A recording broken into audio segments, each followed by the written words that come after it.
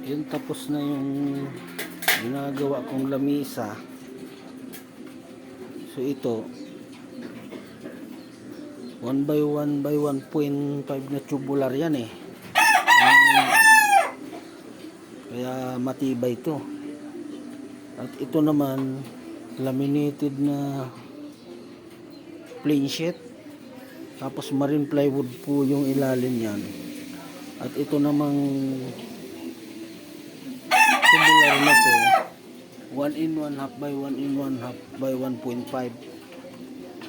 So kung ang space nyo po ay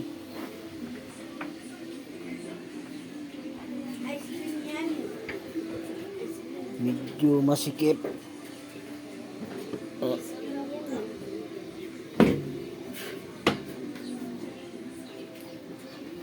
yan, pwede na rin upuan.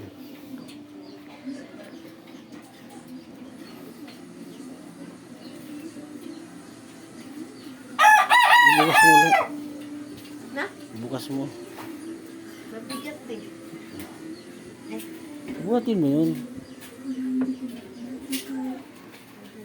Ayan.